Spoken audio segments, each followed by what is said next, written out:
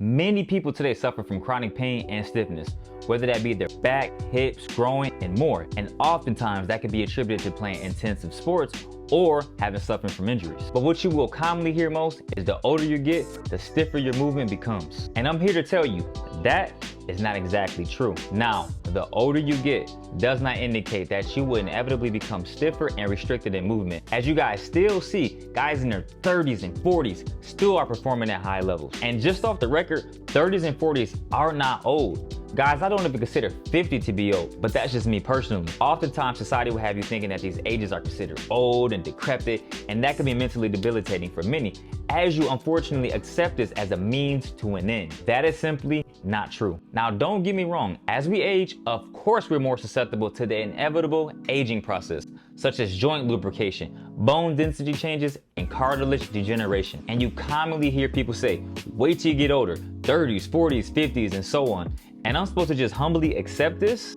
That's not necessarily the case, guys. The big problem, honestly, is due to the lack of movement as we get older. Going to the gym and doing these basic exercises such as squats, deadlifts, bench press, walking, running on a treadmill, we must explore movement the way the human body was meant to be explored. That means all of these different ranges of motion and movement capacities. Our joints, tissues, ligaments, and tendons are strong, very resilient, and super adaptive. Your body literally adapts to whatever you do. So if you sit majority of the day in the chair, then of course, your body will become stiffer and weaker. If all you do at the gym is bench, squat, deadlift, then your body again is gonna adapt to whatever you do. You're not exploring those movements like you should, you become stiffer and weaker. You have to explore movement as it was meant to be. Look at toddlers, for example. They move in all different ranges of motion, contorting and moving their bodies just for the sake of curiosity and expression. Even adults that do capoeira, look at the way I'm able to contort my body. Guys, that's why it's important for you to express movement, not just limit yourself,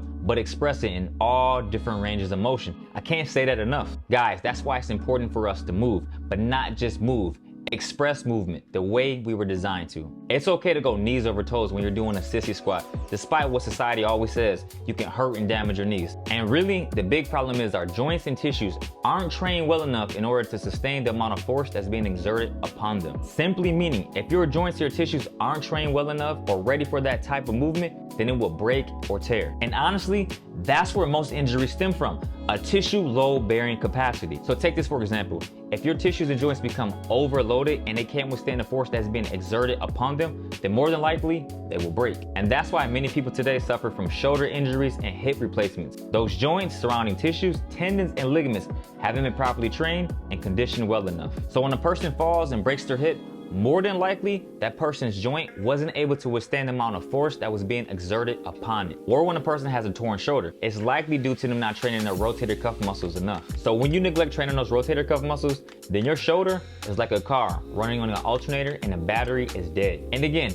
I'm not necessarily saying this. If you guys train your joints, then you're gonna be invincible. But I am gonna say this, your body becomes stronger, more resilient, and best of all, less susceptible to injury. You are ensuring that buffers are in place to help protect you and aid you in movement longevity. And that's why mobility training is so important. Not to be confused with flexibility training, although they are very similar. Flexibility training is when you are passively stretching, but you have an external force being applied, such as gravity or even a person helping you. Mobility training is when you actively move your muscles and joints through a range of motion. Here you see me moving my shoulder through a wide range of motion. I'm mainly focusing on shoulder internal rotation. So basically helping me to open up my chest more. Take another upper body exercise, wall shoulder slides. This exercise is great for building up strength in your upper back muscles, rotator cuff, and shoulder external rotation. The goal here is to keep your entire back and shoulders against the wall as you slide up and down. This exercise is tough for a lot of people, and even then, it's still relatively tough for me. So I'm still training to get it better and better. But when I started to prioritize this exercise,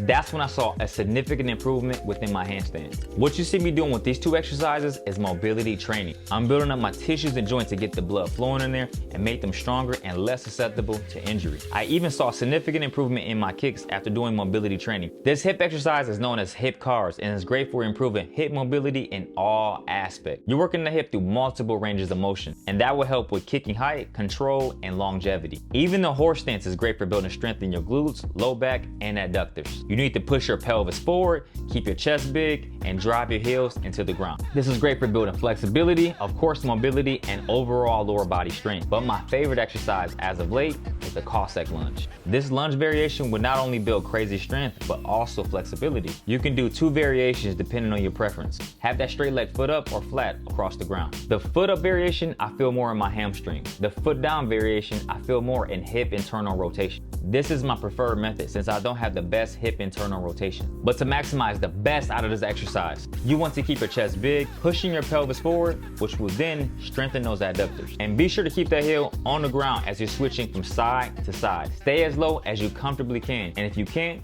you can put your foot on a raised surface or just don't go as low. Now this will burn, but you'll be building strength, flexibility, and tissue resilience. This is a great and personally one of my favorite exercises to do. Now mobility training is essentially bulletproofing your body and greatly reducing the chances of injury. Don't think of it as I'm just simply stretching. Mobility is strength and flexibility training. And it's also great for recovery. So you're essentially encompassing all of those characteristics. When you're doing mobility training consistently, then you're building a strong foundation for athletic performance, aging gracefully, and living a better quality life. Guys, put this in your head now. You refuse to be one of those members of society that just humbly accepts, as I grow older, I'm gonna be stiff and weak. And the next time someone tells you this, wait till you grow older. Everything hurts. Be sure to ask them about their lifestyle. And if they go to the gym, if they're not mentioning mobility training, then I guarantee, more than likely, they stiff.